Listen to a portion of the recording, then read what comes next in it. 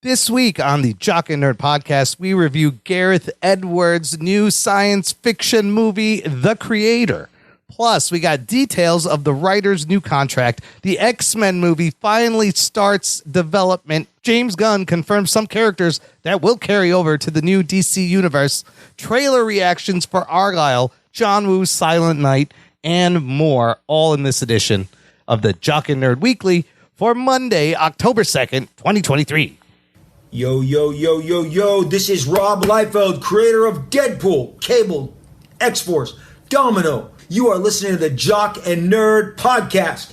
You want the most up-to-date comic book movie and TV news? You found it. Fun? You bet. Puppets? With substance abuse issues? Oddly, yes. Only here on the Jock and Nerd podcast. Does it get any better than this? I don't think so. Listen, Rob Liefeld, creator of all the stuff you love, saying to you, listen to the Jock and Nerd podcast. So sexy, so awesome. I never miss it.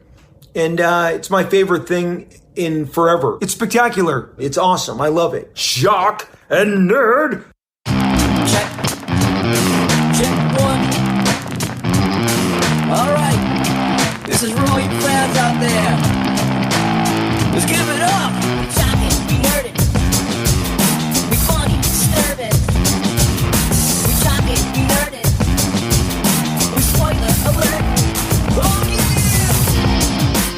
Hey, listener, what's happening? Thanks for joining us, and welcome to the Jock and Nerd podcast, where we give you comic book and superhero TV and movie news, reviews, and whatever we choose. Jock and Nerd. My name is Imran.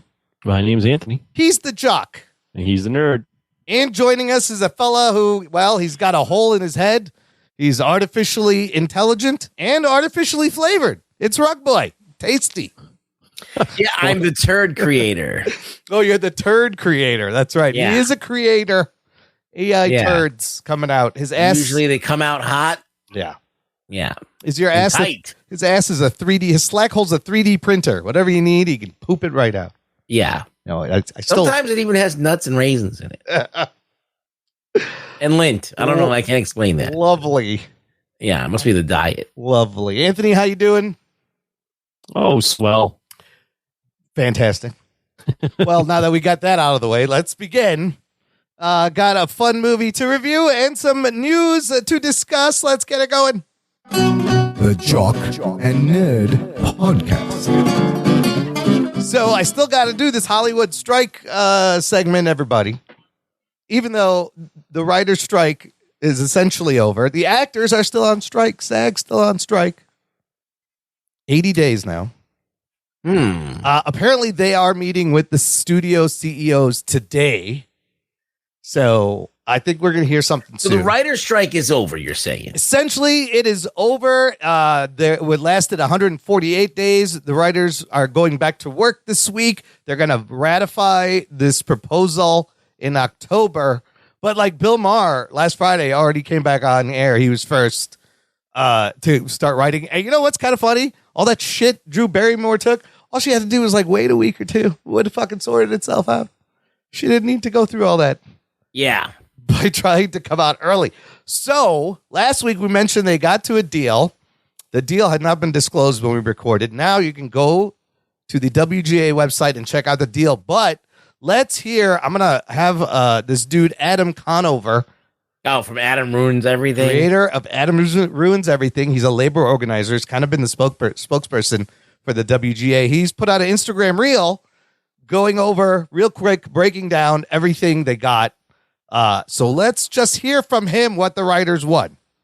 The writer's strike is finally over, and I am so happy to tell you that we fucking won.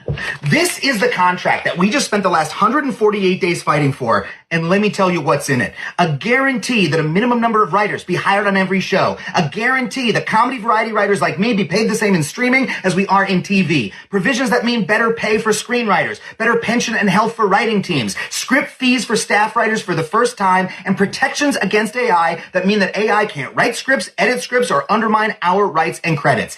And we won a success-based residual, so So for the first time, when more people watch a movie or TV show on streaming, the writer that created it will make more money too. These are all things that they swore to us 5 months ago they would never give us in a million years. But we went on strike and we hung together until they were forced to come to the table and meet our demands. And we changed not just our industry for ourselves, but for every writer who comes after us. And I am so proud of us. Thank you to every writer who made this victory happen. And thank you to every fellow worker who stood with us. We are going to stand with you as well, because what this proves is that when workers stand together, we win. And now, let's get back to writing. Not bad. Not bad. Last week we talked about like who won, and the WGA clearly, I think, feel the writers win. Any comment on his enthusiasm there? A little much. It's Adam, but Adam ruins everything. That's what he's like. Yeah, I find him very repellent. But yeah, I'm glad for the writers, though. I really am. So I'm good. I'm glad that they got everything that they got. I just don't like Adam Conover. Too much for Rug Boy. When you first played it, I didn't know who Adam Conover was. Yeah. And maybe I've seen him, but I thought you were doing Adam Does Movies. It does kind of sound like him. Yeah. No, well, that's who I thought the Yeah. person was. Yeah. No. Adam. I didn't. Then I heard the voice and went, Adam Does Movies doesn't sound like that. No. I was very thrown off. Oh. So maybe the first 2 points he made I didn't hear because I was still trying to figure out who the hell I was listening to. But hey, he sounds enthusiastic that they won. So if he's happy about it, that's good. It is very good, but not without some collateral damage. The other ironic thing is, it can't be brought up, like the AMPTP and the WGA, out of the 148 days, they actually only met a total of 9 days. So this all could have been over in 9 days, except the studios drug it out a little bit. They like they said, they wanted to make them homeless. And that is some of the collateral damage. Some people lost their houses. Some people lost their jobs. Some of the writers had to leave LA. I just heard another podcast that the writers assumed that when the strike happened, their contracts would be suspended. They were all suspended for 5 months, but when they would come back, they would add those 5 months on. Turns out not so. A lot of the guys are now, they've lost that 5 months of pay forever. They're finding out. Yeah, well, when you're gonna go strike, you got to make sure you're ready for this shit. You got to have a plan, because if it goes long, you're gonna have to tap That's into part of the risk. favors. You're gonna have to move. All that stuff happens. But it's a good contract. I wanted to just dive into a little bit the two things that where technology and the entertainment industry crossover. I find this shit fascinating. So he mentioned streaming residuals increase. Here is what it says from their contract. Streaming series and films that are viewed by 20% or more of the service's domestic subscribers in the first 90 days of release, or in the first 90 days in any subsequent exhibition year, get a bonus equal to 50% of the fixed domestic and foreign residual, with views calculated as hours streamed domestically of the season or film divided by runtime. It's what? Very confusing. But it's not really a residual as much as it is like a bonus, because not every writer is getting that. Only if you're talking about 20% or more of the service's subscribers, you're talking about like the real big shows. Those writers are going to probably get bonuses. Okay. Right? So that's interesting. And then I honestly, that I'm reading it now. I was trying to pay attention. I'm reading it now. I still haven't wrapped my mind around it, mostly because I'm reading it live. Yeah. But yep, that's it. That's all I got. And so it's by like number of based. So, but that 20% is going to change. So basically, you get like 10 grand for a half-hour episode that does well, 16 grand for a 1 hour episode, and 40 grand for a streaming feature. So it's basically, instead of a residual, you just get a bonus. It's a bonus. I don't know why they're calling it a residual. And also, if you go based on the platform, that 20% is going to be a different number in each platform. Some, if they have less subscribers, it's easier to hit. But then if it's a platform with more subscribers, it may be a little harder to hit, less people to get so to. like, for example, are you getting like, so if you're making a show and every episode, are you making that $40,000 bonus for every episode? So does that turn into $400,000? Oh, the 40,000 is for a movie over $30 million in budget too. That's another parameter. All right, so let's say $16,000 for a 1 hour episode. Yeah, is that per episode? So not for the series. I guess for each. So episode. if you add them all up, that's pretty, and they're doing like it's 16, let's say $160,000. That's not bad. Yeah, that's not bad. I mean, it's not like crazy money, but it's that $160,000 extra is not bad. Yeah, that's good. If you're writing two different shows a year and they both do well, you could be looking at, $300,000 as a bonus. Yeah, that's pretty good. Nice. But the people have to watch it, right? You got to get at least 20% of the platform subscribers. Well, you should be. I mean, that's the thing, though. You shouldn't just be paid. Right. No one watches the fucking thing. Sure. At the end of the day, it still is show business. It's not just show. That's true. That's true. And like, it's not show fun. The little shows, the small shows, like all the shit Netflix. And then you work your way up. I mean, yeah. Hopefully, I mean, this kind of incentivizes you to work up and start small and move up, and maybe you get onto a streamer that can pay you. And then you can even get lightning in a bottle too. You could just price your first thing out, and you could do this. At least there's now an incentive model baked in where now you know what the parameters are. I think a lot of the writers just needed to know what sandbox am I playing? Sure, yeah. Once we have the sandbox, now we can do what we want. Exactly. And Adam on the podcast talked about how all these things are a great foundation, and now we have something to build off of, and it all adapt and evolve as the years go on. But the other big thing tied into this is the streaming data transparency. The companies have agreed to provide the WGA, subject to a confidentiality agreement, the total number of hours streamed, both domestically and internationally, of self-produced high-budget streaming programs, and the Guild may share information with the membership in aggregated form. This is kind of huge that now they're coming off their numbers and they're going to give, even if it's confidentially. I still don't know why it's confidential. They don't want to disclose. They want to be able to say whatever they want to say, and everybody just runs with it. I don't think. But how is that advantageous at all? Like like if a show is doing bad, like it's not like you can't if a show is really doing terribly, everybody knows. There's no one's watching it, no one's talking about it. Right? It's not trending or anything. It's not trending, so it's you don't. It's ridiculous to keep this information secret, but whatever. They should stop immediately. It's almost like currency to these streamers. Like it's the one last card they can hold is actually all that data. It's a house of cards, my friend. Certainly. And then the other thing, just real quick, is the AI protections he was talking about ties into our movie review later and stuff going on in the world. But they have established regulations for the use of AI on projects. So here's what it says.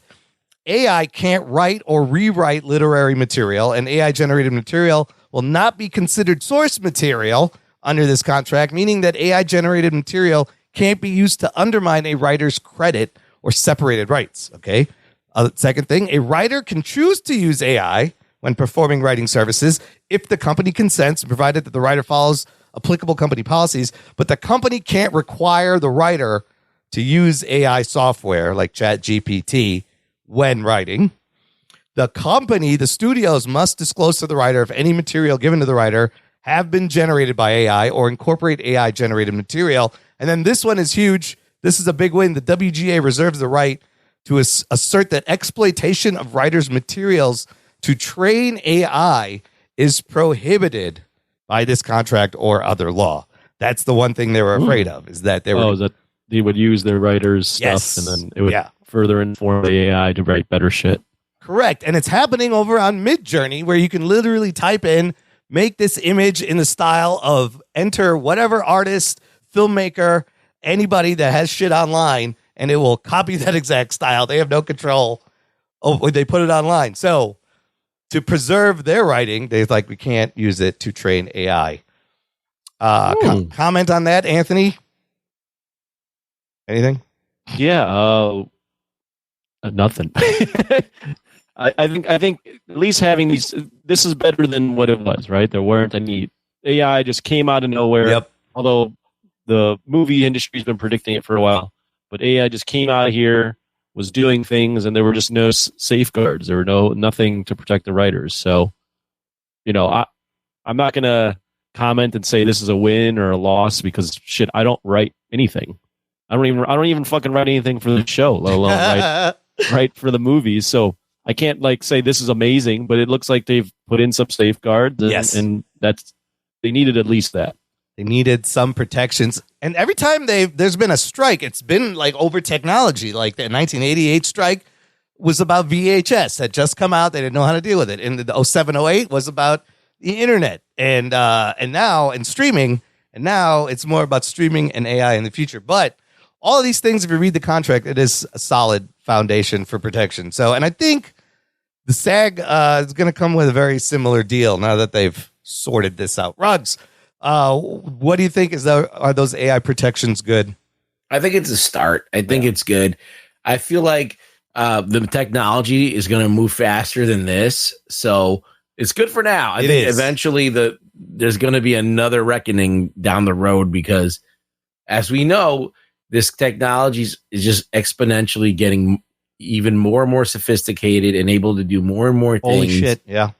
And there's going to be a time where all of this AI protection is going to be moot point. I mean, 3 years from now, it's going to look very different. I've never seen fucking shit move so quickly. There are hundreds of AI apps that do everything right now. When you have something that's thinking on a level that, AI never sleeps. AI is always working to solve the problem. AI is always looking to better itself because it's, it has nothing else to do. Yeah. Now we just got to figure out how to distract AI. Has anybody seen the AI hot girl in social media influencers on Instagram? Have you caught any of these? No, but I'm sure that maybe I did and I didn't know it. You probably didn't know it. I watched this. Anthony, you've seen any of these? I've seen some stuff where I'm like, that might be AI. Right? So I think I've maybe inadvertently seen it and been a little thrown off by it not looking completely real. I mean, I watched a video on how to create an AI influencer, and it's a crazy hack where you find a photo of a celebrity or attractive person, and then you make images of a completely AI person based on that photo. Then you take that photo and you find videos of these girls dancing, and you go to another website and you input both things, and the AI makes the fake person you generated, turns them into an AI hot girl dancing video that you could just post under whatever name you want. It's kind of wild. We should all try this. I see a new business model. I might. And then, because then those AI influencers are probably getting sponsors and paid posts and shit, and none of this shit is real. It's crazy. You're not going to be able to trust anything. We'll see when we get to the movie we discuss. This is the future. They're going to take over. Anyways, listener, let us know what you think about all this. Join the conversation. Join our Facebook group. It's called Jock and Nerd Nation. Jock and Nerd. There's a link in the episode description. It is a closed, exclusive group just for you. Just for us. Just for you. Just for you listening right now. Men. Just for men. Just for men. Hair dye, beard dye. I got my hair. I don't see the side of my head often, and there's just a white stripe going around. Have you ever just for men anything, Imran? No, fuck that. That's too much work. I'm way too lazy. What am I gonna fucking dye the shit every day? He uses his own brand just for Imran. It's just for Imran. It turns everything white. Just for Imran, he just continues to pull his hair out. Yes. Well, he buys this thing. It looks like a vat of ice cream with chocolate and vanilla on it. Yes. It's black and white. And sometimes he evens it all out. It's just for Imran. It's a box with white paint and a fucking paintbrush. Then you just Oreo ice cream, reverse Oreo, reverse. What's something that's brown on the inside and was brown on the outside, but it's now white on the outside? What's something that's brown on the inside and white on the outside? What is that? White chocolate, right? No, Michael white chocolate. Well, Michael Jackson, yeah. White chocolate is all white. There's no brown. What about aren't there ice creams that you eat that are like chocolate on the inside and white on the outside? Reverse, like a chocolate core, maybe. Yeah, there's like chocolate covered vanilla pops, right? Yeah. That's what I am. I'm not. I don't know. I'm trying to think You're of a a food. Dove bar. I'm a Dove bar. I'm a reverse Dove bar. I don't know what I am. I got a hard candy shell. Anyway, so look, now that people can go back to work and start writing shit, that's great. And there's been some developments over on at Marvel, the MCU, Disney Marvel. The very first any kind of news about their X-Men reboot. Oh, shit. Where this movie, they had not started working on this movie. This movie is finally started development, and they are accepting pitches from writers for this movie. This is where we are. It's just started. So that's kind of surprising. All right, pitch me a movie. Well, here we go. Let's pitch it. Where do you want to go? I saw this other rumor saying they don't want to include Wolverine in the initial team lineup, kind of like in the comics where it was just Fine. I think that makes sense. Yeah, you could start with your Cyclops and Iceman and Angel and Jean Grey. Yeah, I think you just go with the original lineup. Beast, right? Yeah. But let's pitch them the movie. The thing is, I think Deadpool 3 is going to lead into this a lot. They're going to kill all the Fox X-Men and maybe keep Hugh Jackman around. Maybe Taylor Swift is playing Dazzler, as they were all seen hanging out at the fucking Kansas City Chiefs game. Did you guys see that? I did. I saw that, and that's immediately what I thought. Did you really? Yeah, well, at first I was like, whoa, that's a hell of a roster of friends Taylor Swift God. has. Yeah. And then I went, she's fucking the Dazzler. There's no reason why she's with those two people. Hey, so this is what I thought, because she's friends with Blake Lively, maybe. It was married to Ryan Reynolds, who's been working with Hugh Jackman on Deadpool. So maybe they all tap. But do you think Ryan Reynolds is like, hey, I got a role for you? By the way, here's what I think. Yeah. Especially now, because Taylor Swift is dating Travis Kelce, who's on the Chiefs. Yep. It didn't hit me, but it's now dawned on me after seeing all the Taylor Swift mania that's infected the NFL. Yeah. She's one of the biggest fucking stars in the world. Absolutely. She's ruling the world right now. And she's like the amount of attention, the Chiefs and the sales of that guy's jersey and it's all crazy. Yeah. And what I think Marvel's probably doing is they're like, they need that. Yeah, let's just ape off Taylor and put her in the fucking movie. And probably Deadpool kills it. Yes, and have Deadpool kill all the X-Men. Not a bad move. Listen, whether they're like Taylor Swift die in a movie, yeah, that'd be great. Whether their relationship is sincere or not, it's a fucking brilliant marketing on both parts, right? You get all the Taylor Swift fans watching football, then you get all the people watching football are now their girlfriends are happy because she's. I don't think Taylor Swift has much to gain out of dating Travis Kelce. No, yeah, well that's true. It is it's a little one-sided. 30 times more famous than he is. But that's how he's famous as a football player. Yeah, but that's not going to last more than maybe another month. That's how you get ratings. You put fucking Taylor Swift in That's true. No, you're right. I mean, it's just made their little relationship has made things even more crazy. Plus, look, she has a concert film coming out. The pre-sales of that concert film broke all sorts of records on Fandango. Here's my prediction. Once that movie comes out, you're not going to see her at any more Chiefs games. I think she's just doing this to stay. It's a brilliant move. If this is legit PR move. Can we talk about Taylor Swift just really, really quickly? Sure. Yeah. How many Taylor Swift songs do you think you can rattle off, Anthony? I don't think I can name very many, but if you played the song, I would probably know the chorus. But you can't name them or hum them on your own. I'm drawing a blank right now. Shake It Off. Oh, yeah. That's a good one. The one about it's me, I'm the problem, it's me. That's all I know. That's new, yeah. They're all TikTok catchy songs. Yeah. What's the... I can't think of them off the top because I don't listen to her that often. Bad Blood, that's a good fucking song. I've heard her concerts are fucking amazing. It's a struggle for any person that doesn't have a vagina to or that likes to have sex with a vagina. You always ask the same criteria. You have do you like having sex with a vagina and do you not have one? And if you say yes to both of those and I ask you how many Taylor Swift songs you you know zero, or like your struggle to name like two or three. I just don't know the names, but like I said, if you play the name, the song, I find it incredible that's a reality, and then the size of the stardom. It's crazy, dude. It does. All that matters is she is the biggest fucking music, one of the biggest personality on the planet right now. Yeah, it's just there's no denying. And I'm about to play the Taylor Swift song. Like now it's other, but yeah, there is no denying that she is one of the top stars in the world. Oh, I'm not denying it. I just don't understand it. Yeah. Yeah. Makes no sense.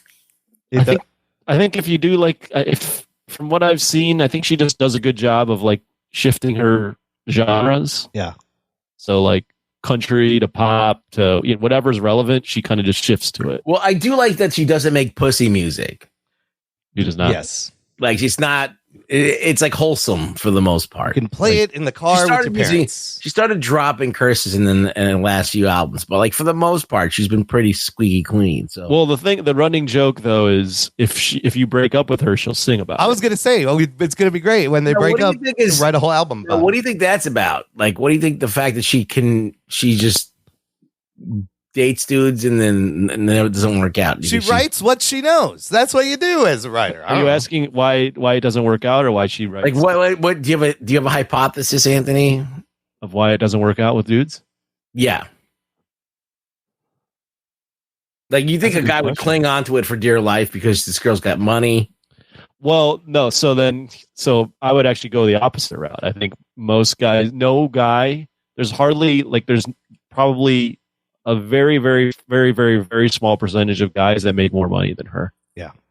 So I don't think they can handle it. Intimidating. I mean, and then I think she's going to, in every relationship, run the show. Yeah. All eyes will be on her. And a lot of men would probably find that emasculating, even though they're with her. Yeah. Wow. And she might be crazy. Who knows? I mean, it was the same thing with like Jennifer Aniston. She went through so many dudes, and I'm like, man, what's the deal, Jen Aniston? Well, you think about like Beyonce's been with Jay-Z for all this time, but he makes more or makes just as much, if not more, than her. She wrote a whole album about him, or a song. Yeah, I think he cheated on her too. But yeah, a lot of the big actresses. Yeah, that's how you keep them in check. You cheat on them. It would be a big get for the MCU to get the the Swifties. Because they would, oh my God, that movie would hit fucking $3 billion. They'd all come out. Holy shit. But again, we're like X-Men, it's like 4 years away. What they need to do in this Deadpool movie is just cast like Taylor Swift, Drake, Beyonce. Yeah. Oh yeah. Kill everybody. Yeah. Let's just I would love to see Drake die in a movie too. And Lizzo, no? She was in Star Lizzo Wars. too. Yeah, Lizzo. Get them all in there. Lizzo. Have them kill all the X-Men. You're going to make a killing. That's how, again. That was a good question, the naming the songs, because I can't really name any. I feel like it's like one of those things. Like that meme about asking people if they think about the Roman Empire? Oh, yeah, I saw that. Do you think about the Roman Empire? Apparently, all men always are thinking about the Roman Empire. I always think about the Roman Empire. I don't know. I'm constantly thinking. Anthony, how often do you think about the Roman Empire? Oh, maybe like never. Right? Maybe it crosses my mind 2 or 3 times a year. A year? Okay, that makes sense. But I like history. Yeah. So I would say I'm an outlier. All these videos, these guys are like, oh yeah, I think about it every day. And I'm like, you and Ron, you never think about the Roman Empire? No, maybe once a year, like maybe more like Anthony's pace, like occasionally, but I would say like half a dozen times a year. Okay, that's fair. That seems normal. Not every fucking day. I think almost every day. Why? Yeah. Just to make this no sense. What do you think about the Roman Empire? You don't like gladiators, Imran? You like movies about gladiators, don't you, Billy? Well, does it count when you use the phrase "when in Rome"? Yeah, I guess. I do say "when in Rome" a lot. Okay, that just I'm not thinking about the Rome. I don't know if I'm necessarily thinking about the Roman Empire at that point. You're just thinking about Italians. Like when I walk around and I see architecture with columns in it, I immediately think of Rome. Yeah. When I see statues, when I walk into a church, I unconsciously make those connections all the time. So there you go. When I see people getting crucified, I think about the Roman Empire. Sure. When I think people about bathing their togas in urine to clean them, I think about the Roman Empire. Whenever I go to the Turkish bath, I think about the Roman Whenever Empire. I think about how they wipe their ass with one sponge and everybody used the same sponge, I think about the Roman I Empire. see people conquering other less fortunate peoples. I think about Yeah, they made slaves of everyone. They weren't like hey, they just anyone that they took over, they made slaves. But they build roads and aqueducts. Whenever I see an aqueduct, which is often, But you could get out of being a slave if you're badass enough. that's true. They're like, yeah, they just free people. Look at. That was Sometimes, that was I was looking at images of Taylor Swift and I'm like, oh, she's a very pleasant looking person. no, she's very attractive and almost seems like somebody created her, like she's a Out of robot. AI. She seems like she looks could like be an AI person. Yeah. Listen, I respect her shows. Apparently, are fucking amazing, and she's got not she'll sing for 3 hours, and so I respect the craft. I respect that she recorded all her music after her manager fucking sold it without telling her the rights to her music. Is that the story? I don't know shit. I forgot that dude's name, but everybody She didn't have rights to her own tape, so she just said, "Fuck it, I still own the songs. I'm going to record them again." Yeah, she's like, "You keep those. I'm going to." Which is a huge pain in the ass because sometimes when you're in the studio, it's like lightning in a bottle. You can't recreate that shit. But to control your fate is a baller move. So, anyways, what are we talking about? X-Men. Well, I got one last Taylor Swift. Yes. I do like that she bounced back from Kanye just trying to like torpedo her career that one year on MTV when he was like, Beyonce had one of the best albums of all time. Yeah. All time. While she was like winning an award for best album. Yeah, but isn't Beyonce have a competing tour and it's doing not as well as Taylor's? I don't know the numbers, but I would always consider Beyonce one of the top stars in the world. I don't know if she's done as well as Taylor though this lately. I saw somebody said Travis Kelce on his podcast was like, she makes the same amount of money in one night at the tour that I make like all season. It's making like $10 million a pop every. That's probably true. Yeah, and it's a fucking crazy, she's crazy swimming tour. in money. Yeah, it's insane. I mean, she did 3 shows in Chicago at Soldier Field, and that's a stadium that holds 65,000 people. She sold all 3 out. That's crazy. And with like people lining up like to buy, like she probably could have done 5 shows. Yeah. Yeah. No, clearly right now. Well, how did this happen? Why did we talk about this? Because we were talking about the X-Men and Deadpool 3.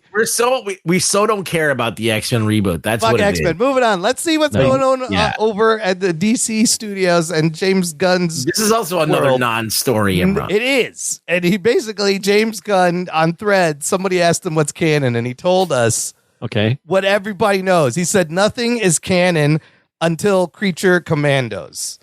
But he did explain, and it's kind of, he says, nothing is canon until Creature Commandos next year, a sort of aperitif to the DCU, and then a deeper dive into the universe of Superman Legacy. After that, it's a very human drive to want to understand everything all the time, but I think it's okay to be confused on what's happening in the DCU since no one has seen anything from the DCU yet. He then continues, says some actors will be playing characters they've played in other stories, and some plot points might be consistent with plot points from the dozens of films, shows, and animated projects that have come from DC in the past, but nothing is canon until Creature Commandos and Superman Legacy. Also confirming, he named three character actors and 3 actors who are part of the the new DCU, and it is Xolo Maridueña, who will continue to play Blue Beetle, Viola Davis will be Amanda Waller, and John Cena as Peacemaker. The only 3 he mentioned. You have to do it. No mention of Gal Gadot or Momoa or anybody else or the new Batman is. But I heard that he's going to be announcing something soon. But like we knew all this, anyways. I want to know who his wife is playing. Oh, that's the most important. Jennifer Holland is definitely going to be back as Amelia Harcourt. You got to imagine. Wait, what is that? That's John Cena. Oh, John Cena. Yeah. Anthony, You what do you just say with echo, Imran. Can you do that? No. Yeah. No, I can't. What were you going to say, Imran? I was going to say, what do you think of these 3? Xolo, Viola Davis, John Cena. They deserve to come back and continue. I blanked out once Ruggs went, so are they confirmed coming back? Yes, he said those 3 will continue as their characters.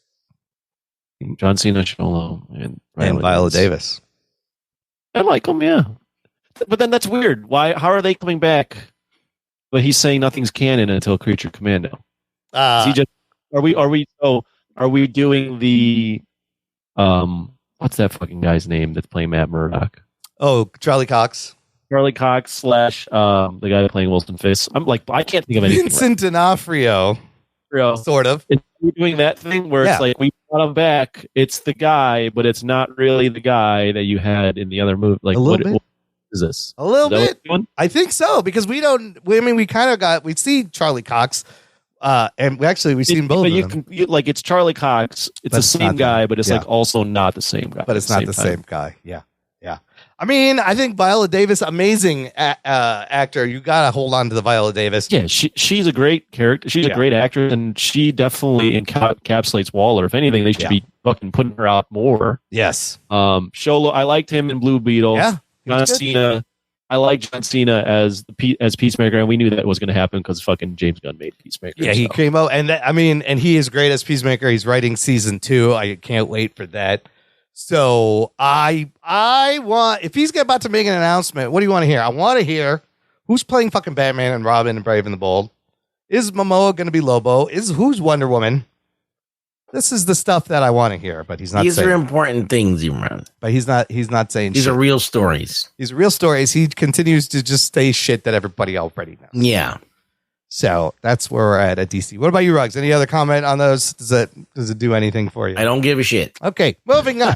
I want to watch Creature Commanders though, because I know my boy Frank Grillo's on that. Yeah. Oh, Grillo's playing a voice. That means, and all those people voicing him can show up live action. He said. So you know me. Yeah. But who are you? Who are you? Are you the sophisticated? We're all just here for the dick jokes, Grillo. Thank you. Okay, let's move on. I got 2 trailers I want to discuss real quick. A new movie from Matthew Vaughn. Kingsman, Kick-Ass fame, Matthew Vaughn. This movie's called Argylle.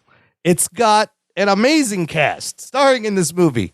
Henry Cavill, Bryce Dallas Howard, Dua Lipa, Ariana DeBose, Sam Rockwell, Sophia Botella, Samuel L. Jackson, John Cena, Catherine O'Hara, Bryan Cranston. Just a fantastic cast here in a trailer that is kind of a twist on a spy movie where we meet a writer of a spy novel and whatever she's writing is coming true.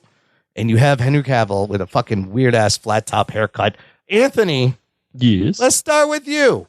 What'd you make out of this? Dua Lipa looks fantastic in this trailer. I'm just gonna start with that. Dua Lipa is nice to look at. I've seen her live. Oh, you have? Oh, I have. Yeah, that's a good show too. Yeah, I've seen Dua Lipa. What do I think of Argylle? I watched the trailer. I was a little confused of what the plot was, but now that you've explained it, now I understand.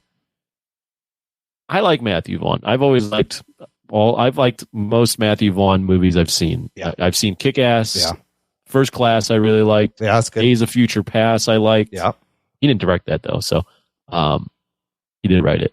The Kingsman one, I liked. I think we saw it. Did we watch Kingsman 2? Yeah, we did watch the second one. It's not as good. The Golden Circle. No, not as good. Not as good.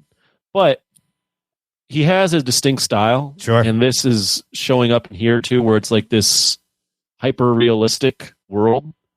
And I've always enjoyed his movies, and this is a fantastic cast. So, yeah, I'm in. It is a really fun trailer. They do explain all that writing in the trailer, kind of like that it's coming true. But you get a little bit of Matthew Vaughn's goofiness, right? With the fucking cat flying up in the air, which that's the only thing that bugged me at the end of Kingsman. I found that to be weird. Where the fucking heads exploded. Right, yeah. It's like, remember the heads were exploding? But he did give us that amazing scene in the church. And Sam Rockwell looks great in this. Ruggs, what do you make of this? Matthew Vaughn is a, I know you don't like his movies, but I think like some of them. I like Kick-Ass. I do think that he's good for a laugh and it can make an occasional exciting action scene. I'm wary that Cavill's going to be window dressing, as well as Dua Lipa. I like Dua Lipa, and I also like her sister Una Lipa. Yeah, but she's not in this movie. Tria Lipa. So Tria Lipa that's an acquired taste, my friend. Yeah, I'm into this. It should be funny. The cat weird cat thing, that kind of is odd, but who knows? It's a comedy, so like you can get away with a lot more. Yeah. But I'll check it out. Why not? John Cena and Dua Lipa last working together in the Barbie movie also. That's right. They were both in that one. I mean, there's a shot of Sam Rockwell like leaping through the ground with a gun, shooting everyone. So, I mean, he is a decent action director, guy who's doing it right now. Absolutely. But then he's got like the very personality, and there's some goofy shit. But I like this. He's like comedy forward, though. Yeah, it's comedy, action, fantastic cast. When does this come out? Sometime later. Oh, February. It's February 2nd. Okay, let's finish with this one last trailer that just came out today. This one, Silent Night, about Joel Kinnaman. Kids gets shot. He gets shot in the throat. Can't talk. And then on Christmas Eve decides he's going to get revenge and murder everyone. There is no dialogue in this movie. Anthony, what did you think of this trailer? I thought it was good. This is a movie that we're going to have to probably watch. Absolutely. I'm in. I mean, John Woo returning to the U.S. I don't know if he was gone or not. Maybe he wasn't. Someone else can answer that. But any sort of John Woo, you're doing revenge flick where a guy gets wrong, kid gets killed, out for revenge, kill them all, writing on the calendar, working out without a shirt on. It's Joel Kinnaman, who looks like a guy that probably could kill a lot of people. Yeah, I mean, he's tall. Yeah, he's tall and he's a good like B- actor. Yeah, fuck yeah, let's do it. I'm in. The only thing is, and maybe I missed. I would have liked to seen some doves. Oh yeah, there's no birds. No birds. That we know of. No dual. Were dual guns? I would have liked to seen that. Oh, there's definitely two guns in here somewhere. I think he's toned it down a little bit. Yeah, I think he's toning down himself. Yeah, but there's still some of the cool shit like the stuff going in slow motion. Yeah. So it looks like an upgraded version of John Woo that I'm not used to from the 90s movies I've watched. So maybe he's toning it down and making a little more less stylish action film, just more in line of what we're getting now. And I'm down for any of it. So all I have to say is I'm in. It is his first American movie in 20 years. Ruggs, does this give you geek boner, floppy jock? What do you have? I don't know yet. I'm curious though, because I'm always up to see John Woo, what he's up to. And I mean, the premise of him not saying anything, that's interesting too. Yeah. But at the end of the day, it's an action film, and if it's a John Woo action film, I'm gonna watch it. So it's without saying, I'm gonna probably be in the theater to watch it. I never really cared for Joel Kinnaman, but I've become a fan recently because he's been in For All Mankind, and that he was great in the Suicide Squad. He's jacked in this. Apparently, this guy's been training. He does 90% of the stunts. So, it's great when John Woo has a guy who's willing to do. He was RoboCop, goddammit. He was RoboCop, wasn't he? I barely remember that RoboCop. But you got shots to the head. You got cars flipping, violent kills. The trailer looks a little low budgety. I don't know. There's something weird about it. It looks like maybe like a low budget Netflix movie or something. But that could be good. It could force him to be more creative. And no, I'm down again. Like you said, John Woo coming back. There's no shot that this is a big box office hit. Probably not. No. You have no star power. Yeah. The concept is good, but it's not going to get people in seats. So it's probably going to do like what a lot of these movies are doing right now, like not doing well for some reason. Well, it'll be like that movie Nobody, right? It's got the producer from John Wick, but about that size and probably people knowing about it. It'll be like Nobody. But it comes out the same day that Godzilla -1 comes out. So we might have to do a double that weekend. Ooh, double. -1. Silent Night this December. Check it out. All right, let's take a break here, play some promos, and come back and talk about AI kids and Denzel Washington's kid with AI kids in a movie right after this. After these messages, we'll be right back. What's up? This is Brian, and I'm the host of Citizens of Pawnee, a Parks and Recreation podcast. That's right, a podcast dedicated to my favorite TV show, Parks and Rec. Every week I discuss my favorite things about the show, which include character breakdowns, episode rewatches, and other random facts and tidbits about the show. You can find me on Instagram at Citizens of Pawnee Podcast and listen wherever you get your podcast now. You will literally love it. Have you ever been reading through a stack of comics and thought, maybe I should see what this Arkham Asylum game is all about? Or been playing Marvel vs. Capcom and felt like you were at a real disadvantage since you didn't know who half the characters were? Well, Play Comics is the show for you. I'm Chris, and each episode we take a look at video games based on comic properties and how well they stick to that source material. So whether you know the comics and want to know how all these games work, or you know the games and want to find out where all this craziness came from, go check out Play Comics at playcomics.com or wherever you find your favorite podcasts. Jock and Nerd.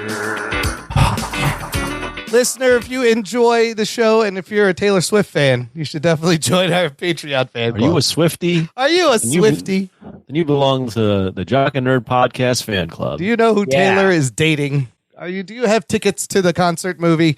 You should join. Visit jockandnerd.com/Patreon. Jock and Nerd. To support, to give back. Everything goes back into providing for the show, making sure it comes out every week. And we appreciate all the continued support. You get things like access to an exclusive podcast feed where there's instant reactions to movies, bonus content. The shows come out early.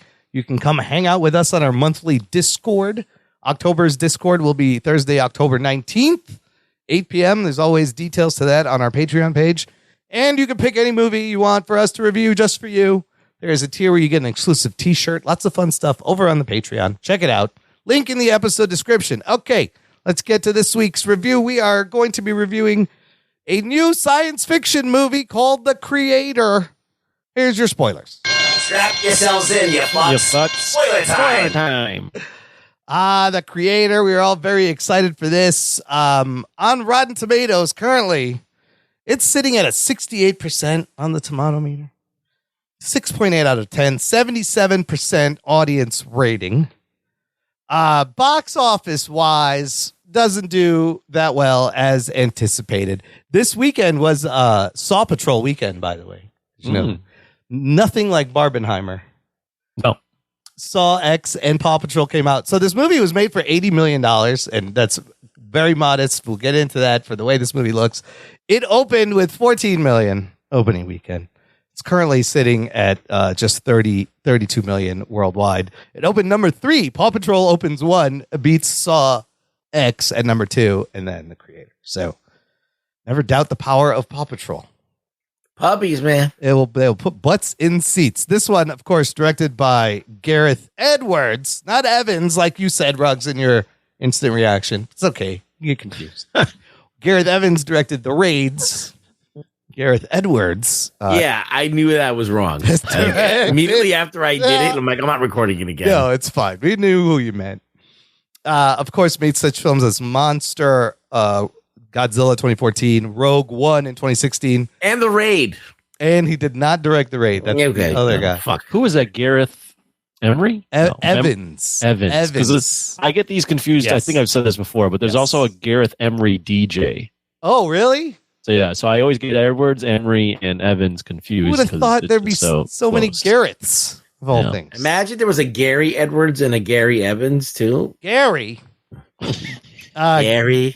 Gareth Edwards directed and co-wrote this. Gary. Co-wrote the screenplay with Chris White's music by Hans Zimmer. It's a pretty good get for music. That's good, yeah. Starring John David Washington, Denzel's son, of course. The debut of Madeline Una Voiles, who plays little android Alfie. You got Gemma Chan in this, Allison Janney, Ken Watanabe, Sturgill Simpson, and a bunch of other people. That's your main cast. Anthony, what happens in this PG-13 movie? Runs about 2 hours, 15 minutes. What happens in The Creator? What happens in The Creator? Well, we are in the future when AI has taken over. And because it has taken over, the U.S. is at war with AI because they view it as a threat after a nuke has gone off in L.A. So we are in the future. The U.S. is hunting AI all across the world, specifically in New Asia, where they have embraced AI. And this is deeply personal for one man, played by John David Washington, as his future wife and mother of his child was killed in this battle between AI and humans or the U.S. And now he is sent on a mission to get rid of or find and destroy the weapon that can change everything in this war. And it just so happens that the weapon is an AI kid. Yeah. Little Al. There you go. Very cute kid. All right. Well, we talked about this movie. That last trailer got you kind of hyped. It was very emotional. Watching this after it ended, where was your head? What do you think? Opening thoughts, Anthony. Opening thoughts. I don't know if you had a chance to listen to my. I did. You did? The Rugs, did you or no? Yeah. Oh, okay. So you guys know what I'm going to say, but the audience doesn't know. Correct. I was very hyped for this movie. Original sci-fi piece. We don't get this very often. Decent budget, good director, good actor, and good cast, interesting story.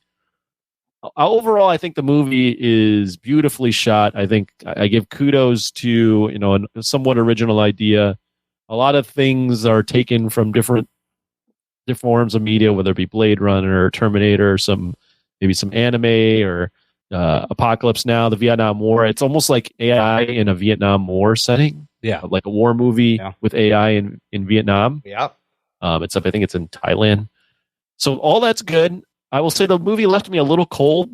I wasn't as into it throughout the movie as I thought I would be. I was a bit disappointed in that sense. I felt like a lot of really cool stuff, but for me, it just didn't coalesce into a super interesting movie.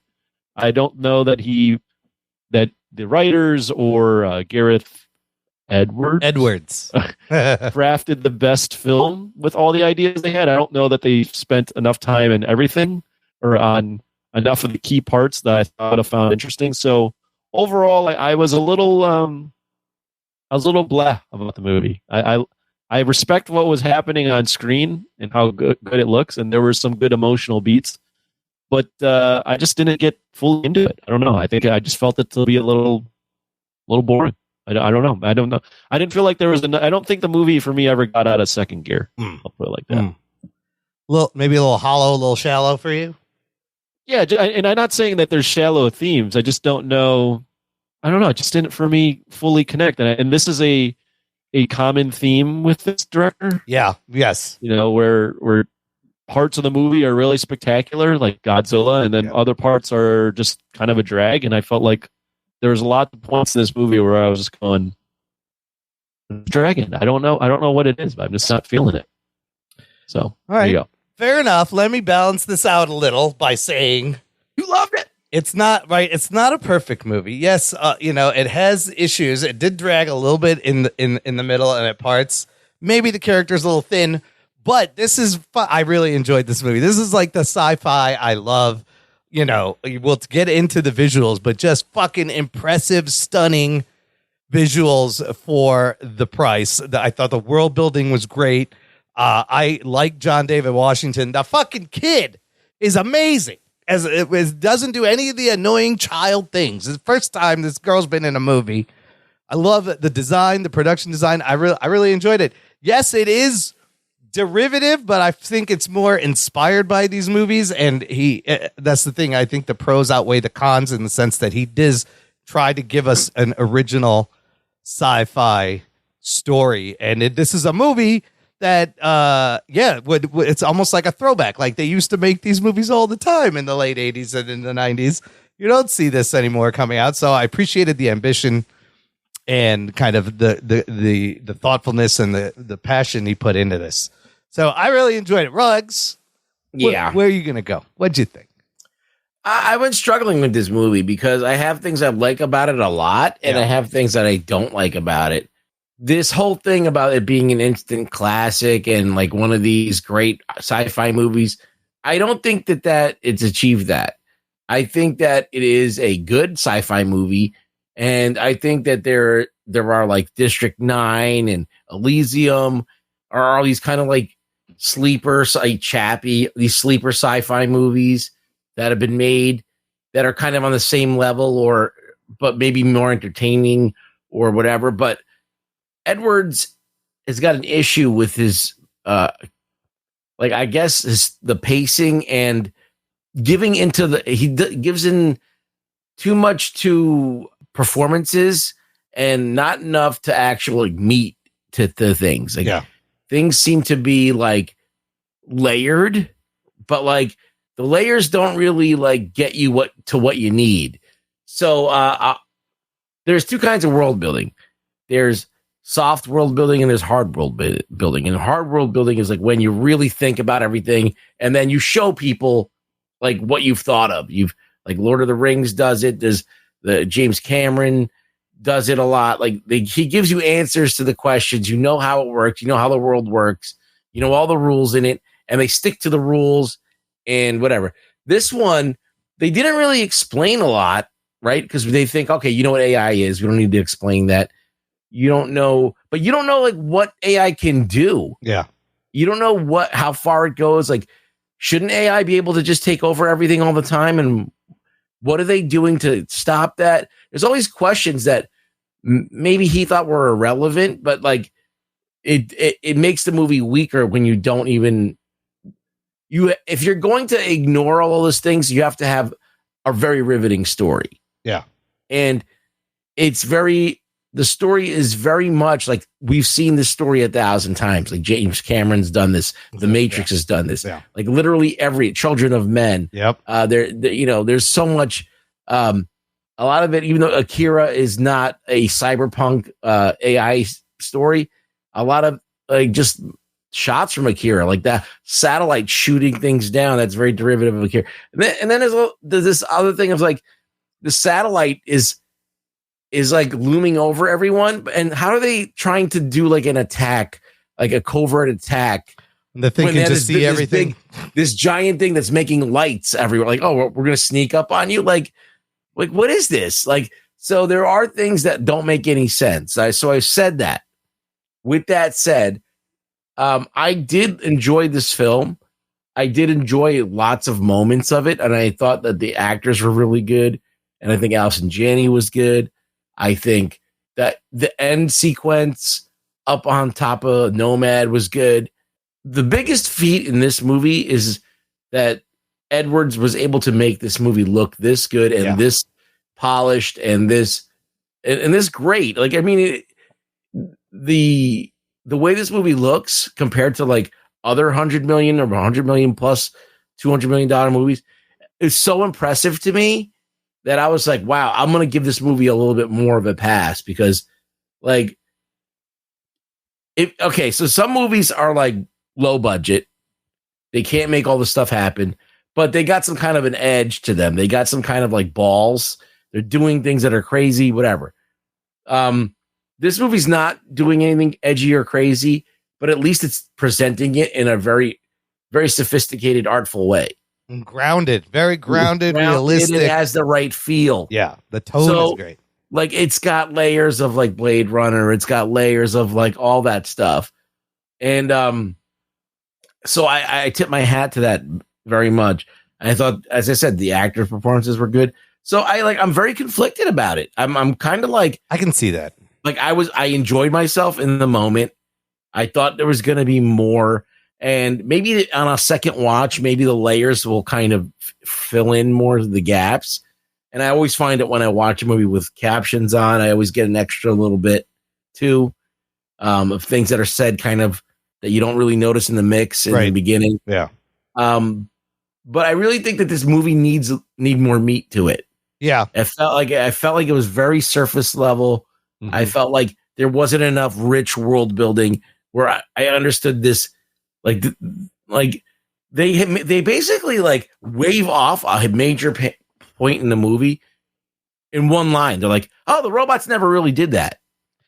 Yes, and I'm like, "That's just one line." There's no like big revelation. There's nothing like, and like why are the robot like I don't know. There was just something really important missing. Well, they do that kind of twice. Yeah, there's the revelation that the attack was actually a human coding error, and they blame the AI. And then also Ken Watanabe's character just offhand, like he mentions one time, if we can get Alfie up in Nomad, she can destroy it. it does the thing where there's like kind of multiple endings and you think it's over, but it keeps going. And eventually that's the plan they use. I will agree that all the hype we heard was probably little exaggerated. It is a very good movie. Maybe one of my favorite movies this year, but like greatest ever sci-fi. I don't know about that. That was way hyperbole. I think people are just excited that they're getting an original sci-fi movie that looks good. I would also add in there, we had $100 million movie last week that we reviewed. Yes, I was thinking about Expendables you got 4. An $80 million. Yes. Just like what happened in these two movies. But you can tell this one on location, using the CGI to enhance things. So those are all great things. I completely agree.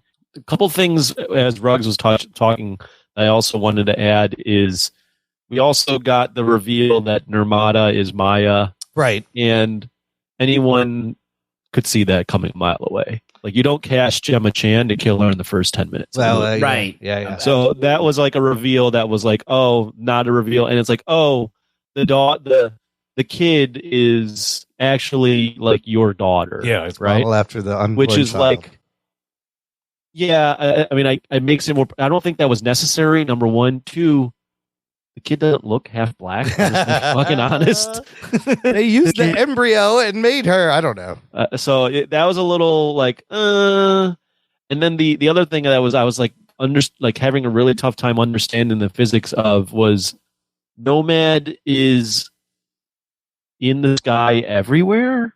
It can't be everywhere. It's where it is. But the last shot, whenever there's like multiple different people across the world looking up in the sky and seeing it falling Nomad. apart. Huh. Like, how is that possible? If it's high up enough, but yeah. But it doesn't. No. But if it's high up enough, you wouldn't see it as well as there's like in the movie they're showing it. Everyone can see it. Yeah. But then it's like supposed to be in space. I just was having a tough time dealing with that. That's like more of a nitpick rather than like an issue with the story. But it reminded me of Nomad reminded me of Independence Day. Yeah. When the big alien mothership is like in the air destroying stuff, and it's like everywhere at once, but nowhere at once. It's also like a destroyer starship from Star Wars, or it's like, what's that other thing I was just thinking of? No, it's like a Star Wars. Like a Death Star or something. Yeah. But I will give the movie credit in that the way it makes you sympathize for the AI is just showing you how shitty war is, and that like these random people and like towns get obliterated and people die, and like it's like, oh, we're just gonna make this Vietnam War but with AI, and you're like, oh, okay, now I understand why. Like, now I feel a little bit for the AI. I always just come certainly maybe I'd like it more on another watch, but I feel like there's probably like at least 15 to 20 minutes of movie missing here. Well, he started with like a 5-hour cut, so there's probably like a 4-hour great movie. Yeah, that's a good point. You could use a little bit more because there's actually a lot of like twists and like in themes, but I don't feel like we spend enough time with any of it. Yeah, I don't completely love the relationship between Joshua Taylor and Alfie. Really? Like, I feel like they could have gone a little bit more. Yeah. Because it pivots to him actually just wanting to find his wife. Right. She has information. Right. And then like, I don't know. And then like the horrors of like AI and like, oh, like this movie kind of has a stance that AI becomes human and that it's actually not something to fear and something to embrace. It's our next evolution. Yeah. They just want to coexist. And that the U.S. is just like power hungry and just wants to get rid of everything. And I think there was maybe some interesting things there, but I think the movie just like dabbles in a lot of things, but doesn't like. I think other than visually, it doesn't stake its fork in anything definitive. Like, is it a relationship movie? Is it a full-on AI, message movie? Is it a mystery movie? Is it a war movie? It's kind of like everything, but like some movies can do that. They can be a little bit of everything and make coalesces into something. I feel like this movie is a little bit of everything, but coalesces into like not much. See, I was at the end of it. I was surprised. I got a little emotional. I was surprised at how emotional it was. Like it got me a little bit, and I like line. Yeah. Oh, the heaven line is great. Like you can't go to heaven because you're not good, and I'm not a person. And look, the ending is rushed, yes, but by the end of it, I thought the performances convinced me enough that these two cared about each other, and that almost got me. The AI is almost a backdrop for a movie about like a father and a daughter or a man looking for his wife, but it's also man versus machine. So yes, there are a lot of themes. But I think that like the AI is not. I think this cut of the movie makes the AI just like stand in for anybody that people don't like. The other, yes, it's the immigrant themes. It's the other, like that's the analogy. I think it's ironic because you root for the AI. It's a reverse Terminator, war on AI, except and that's a little bit subversive. But I like that. And I was like, yeah, fuck these Americans. But I just think it's funny as like they just were striking against AI. And then Disney is like, see, AI can be cute, everybody. I think that like that only works if you explain AI a little bit more. Like if you really understand what AI does, like you really just don't understand anything about Nirmata. You don't understand like Gemma Chan's character, like you could have seen some scenes. Like they were so busy with trying to hide the secret, that they couldn't get like you could see that like okay, his friend started to change his mind about it, but we're only seeing it through him. He changes, but you don't know why. Yeah, you don't know why. Like so, there's a big why missing, and if you're gonna hang your hat on like people feeling sympathy for the robots and wanting to side with them, like you can do it with the kid. The kid's the instrument that you do that with. But if you don't have the kid, you got to have a lot more. And like I feel like for some people, if the kid didn't work for you and that relationship didn't work for you, then the movie doesn't work as good. Well, yeah, if the kid had been annoying or dumb, stupid child actor shit, it would have ruined the whole thing. But the kid was fucking pitch perfect. I guess really the most important thing this movie does is show us what you could do with $80 million. Yes, Anthony, I was thinking about the fucking Expendables. I was like, what the fuck? 80, and I'll tell you, I read a lot about how he did it, and it's kind of brilliant. He did everything backwards. This may be a new blueprint for studios to follow, because even like Ant-Man and Quantumania, it was like $250 million. That looked like shit compared to this. So normally you start with concept art, and then you're like, okay, we got to build these sets to match the concept art. That costs a lot of money, a lot of green screen. He did this reverse. He went out, like you said, shot mostly in Thailand, but 80 locations around the world, including Cambodia, Indonesia, Japan, Nepal, shot it all on this $4,000, what they call a prosumer Sony mirrorless DSLR. This is a camera you could buy at fucking Amazon or Best Buy right now with a very small lighting rig so that they can have a smaller crew and transport everyone to all these locations.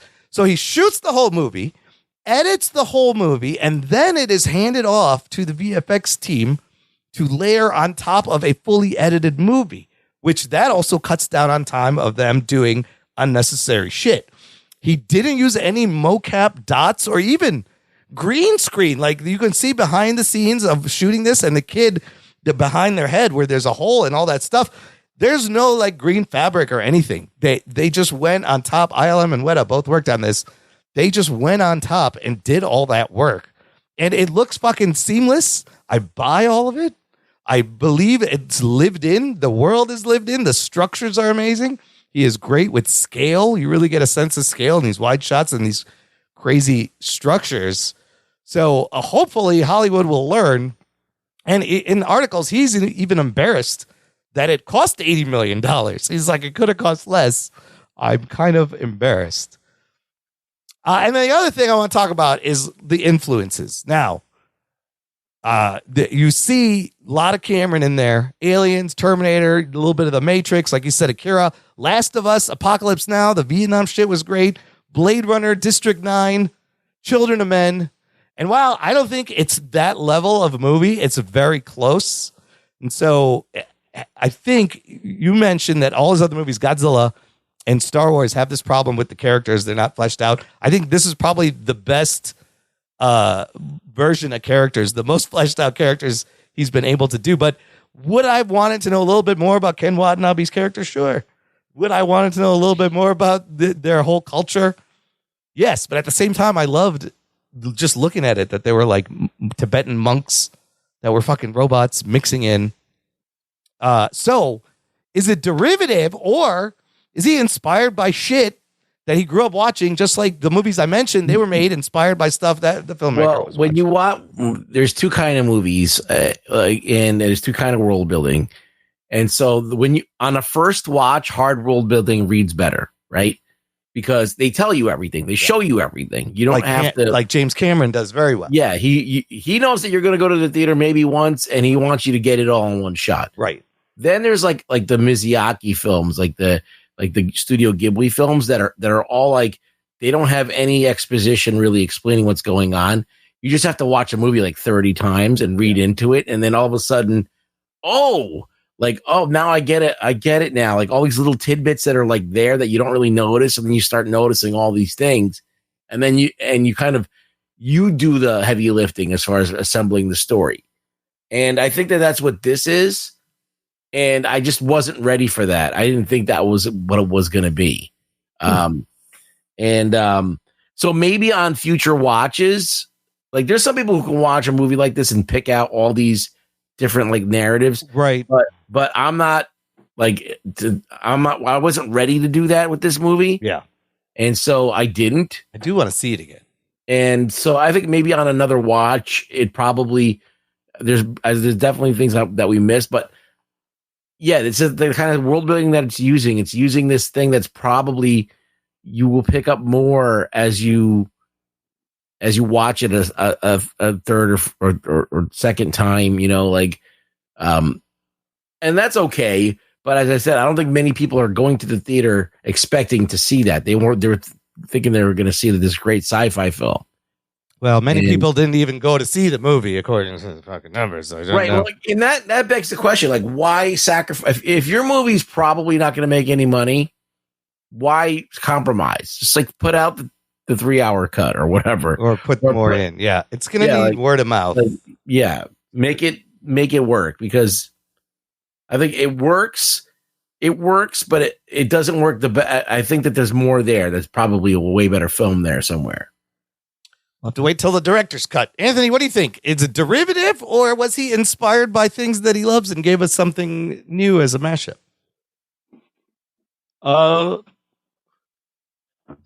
don't find derivative as a negative thing. Okay. So I would say those are almost synonymous, inspired and derivative. I mean, I guess I would say it would be derivative if it was just a complete copy, right, of another story. Right. So, for example, Joker was like, the Joker movie is basically Taxi Driver and King of Comedy, right? Yeah. This is like all the things he kind of liked put together. So I don't think I would give it that. When I watched it on screen, I was like, I haven't seen anything like this before. I've seen similar things, but I haven't seen this match of things. So I'll give him credit for that. I think he does a really good job of just scale and making things look awesome on screen. Like, he shoots things really well. He knows how to layer in CGI really well. Yeah. Every movie I've seen of his, I've always enjoyed visually watching.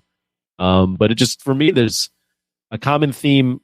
Rogue One was kind of cut up, so I don't really know what his contribution was as far as editing that movie and directing all of it looked like. Yeah. But I do find a common theme of parts of his movies with this one and Godzilla, where I'm just sitting there going, I wish I was liking this more. Like, I like this, but I don't. I wish I was more entertained. Yeah. I don't know. Yeah. I feel like, and I've looked at Letterboxd.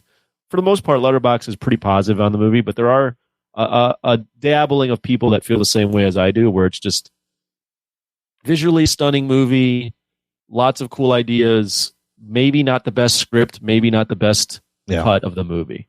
Yeah. Right.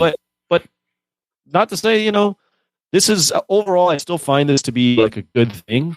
The only issue is, if it makes no money, there's really no lesson to be learned here, because at the end of the day, it was 80 million used and no one still saw it. So we'll see what happens. I mean, I hope there are some good lessons to take away. You can make a good movie for 80 million, or you can make a movie that looks great for under $100 million. And, kind of an original sci-fi story. We don't get a ton of those, so. Does this do anything for Edwards, do you think? Should he be given more freedom in projects moving forward? I think it will. I know he got burned out in the studio working for, Legendary and Lucasfilm. And he's actually come out and talked about the Rogue One stuff. And he said he was still involved. They didn't really take it over. But he's talked about, his roots coming from, I think because he's made his own movies in the beginning, had to pay for it himself. He knows how to make a dollar stretch when he's making movies. But he said something like, it's when you get to major studios, easy things become very hard and the things that used to be hard become very easy. So the studio interference is a big problem. And he probably wants more autonomy to prove himself, but it's going to have to come in the box office. And that means people are going to have to tell their friends to go out and see this because it's just unfortunate. It's a shame that it came out this time. It's not going to. What'd you guys think of his use of? I know it's a minor thing, but the chapter cards. I like those title cards. Mm-hmm. I just thought they were a cool design, and you had like Asian writing and different. I think it was Japanese. Different writing. I loved that. I kind of loved how New Asia was just a combination of like everybody left over in Asia. Like they were speaking Japanese, Chinese. They were speaking Urdu. There was Urdu speakers in there. I was like, oh, look at this. They're speaking Urdu. I kind of liked that it was multilingual. I couldn't tell where we were sometimes. When we got into the city, I didn't think there was enough establishing shots of the city. And then we're in, like, I can't tell where we are. Where are we? So I find that to be odd sometimes. But overall, I did like the design of New Asia and the fact that if you were looking for a movie with diversity, this is great. Right? On paper, like you got the white guys are bad. Americans are bad. I mean, it reminded me of like the war on terror a little bit too, right? Like one person's freedom fighter is another person's terrorist kind of thing. That's the thing. Like, there's a lot of reminders of stuff. Yeah. I just don't know that he settled on any one thing. No, maybe you don't have to. You don't have to do that. I'm not saying you have to, but for me, it just made it. I came out of going, what did I want? What did he want me to take away from this? Yeah. Yeah, it's like one of those things where he has this problem of pacing and not knowing where the story really needs to be. Right. Like with Godzilla, Bryan Cranston was the story, but for some reason, like even in the script, like that's the character that you should be focusing on and be like, listen, we got to throw out this other character and like stick with this one and make this one an ancillary character, not the lead. And I mean, I understand that maybe Bryan Cranston didn't want to be in it that long and only had a few weeks to work on it or something like that. I mean, maybe that's the excuse, but I wouldn't have made it with him. I would have gotten a different actor and beefed up that part because that had the emotional weight to it. So like, it's about knowing like what is the story. And I think the story in Godzilla, which is probably the movie that is most his, because the other ones got messed with, but I think this is the movie that's most his. Yes. This is his Star Wars. To compare it to, he made that mistake here. And I think that the character that's really important here is actually Gemma Chan. Possibly. And, the kid steals the show. And Ken Watanabe wouldn't have been bad either. Yeah. So like there are characters in here that kind of, because like, why do you need a creator at this point? Like AI already is way more advanced than a human person it could ever be. Why do we need a human at the end? It doesn't make any sense. It doesn't make any sense. Like there's no real threat if humans are still in charge. Well, and right? I love the little detail, the hypocrisy of the U.S. on Nomad when they are actually experimenting with AI robots. That's where all the Mayas are, right? So while they're on war with Asia, they just want it all to themselves. That was kind of a nice touch. Yeah. I just think that, there's more there to it. And we got kind of. And there's themes of like heaven. There's heaven on earth. There's nomads kind of like heaven. Do they get to heaven? There's a lot. There's a lot of stuff going on. There's a lot. There's a lot. Definitely a lot. what I was getting at with the title cards, and Ruggs is mentioning like what are we, where's the story going? Yeah. I think when this is just me, when you add in title cards like that, you almost have a like indie flair to the movie. Yeah. So that makes me consider like take the movie even more seriously, and I just didn't feel like it coalesced into something I could take away. But again, good, like, not to take away the accomplishment he had and all that stuff. I also just one minor nitpick. I thought of this as random as fuck now. Yeah. But the scene where John David Washington's character at the end helps her get like go into the pod to eject out of Nomad, right? Yeah. And like that's probably somewhere in the middle of that ship or somewhere, right? Yeah. And then like it cuts to him. His next scene, he's in that garden with Gemma Chan. Yeah. And I couldn't help but think to myself, how the fuck did he get down there so fast with the thing exploding all around him? He's running. I love that little... Like that's like a giant, like he'd have to like jump like 100 feet, 1,000 feet. Oh, to get there? Well, I don't know. Just like, I think I just had a tough time when they were on Nomad. Yeah. Identifying like where the scale of it was of everything and where things were happening at certain times. I was also a little confused. I thought, because like the control center where the general is, I thought that was on Nomad, and it wasn't on Nomad because she goes into the control room and nobody's there. And I was like, wait, where the fuck where are these people looking at this? They were somewhere else. It's all remotely controlled. Oh, that I kind of understood. But the little reunion that he gets with Maya and the fact that you can download their memories, put in something else, that's kind of interesting. I also thought the ending was a little bit ambiguous, and I may have read too much into it, right? The whole thing is exploding. It's crashing to the earth. Everyone's cheering, but you cut to Alfie, and she's crying because she knows, he was on there. But at the very end, she like smiles, and then it cuts to black. So I was like, okay, she either smiled because A, the robots are now free for now. Nomad is gone. Or B, I was like, those things fell in big chunks. Maybe they fucking survived and they walked out of that crash. Fucking John. I was interpreting as that like wasn't she the one like mission accomplished? Yeah. She was the one to get them like peace, and they got peace. Yeah. She's the Messiah. Yeah. To save her. You got the Messiah thing. There's a Messiah, yeah. It's just like Last of Us where he's got to protect the Messiah. Okay, wait, let's talk about some other things I liked. Wait, before you go, sorry. Yeah. Because you just mentioned it, the transferring of memory. I did really like that idea when they fucking transfer the memory of the dead human into the AI Indian guy. Yes. And he's like freaking out because he's like about to die, and they're like trying to calm him down and like get the information out of him. Yeah. I was like, that is fucking disturbing. That was disturbing. You know what else was disturbing? There was that quick shot where they're showing the androids get built in the factory, and one of them has a face and eyes, and it's just like looking back and forth, like what the fuck is going on as it's being assembled. I thought that was also really disturbing. But I love that there was like a brown guy simulant. There was a bunch of them. There's a bunch of brown guys. I love what he called her Lil Sim. There was some, there's not a lot of jokes in here. The humor comes from the situation, but when he's like, Lil Sim, let's go. That's cute. There was the one with the dog. And the animal assists. There was two of them. There was the dog that came in and dropped the bomb and took out the robots. And then the fucking monkey hits the detonator. That was great. He's looking. And that was real. That's not CGI. He talked about that monkey. Oh, you want to hear this funny story? He said, this is, I'm going to tell you anyways. This is how the monkey was motivated to do its shots. It was like a professional actor who would come in, it would do the take. And then he said between each take, they had brought in, it was a female monkey. They had brought in a male monkey. Between each take, they would go let the female monkey go like fuck around and bang the male monkey. And then it would come back and do another take. So the reward for a good take was it could go fuck its other monkey, apparently. Oh, wow. Yeah. Wow. That's how they did that. It's not a CG fucking monkey. That's how they got Lassie to do everything. I think that is how they got Lassie to. She had to fuck the well. He's in that well. That robot. Things, and if you fuck things now, you can do some shit on screen. Yeah. If you do some shit on screen, you can go fuck. Yes. That's. I'd love to be motivated. That motivate. You can motivate a lot of people. Yeah, it sounds like the motivator. It's a good system. That's for what mankind for the first 10,000 years of human. That's what you call a good system.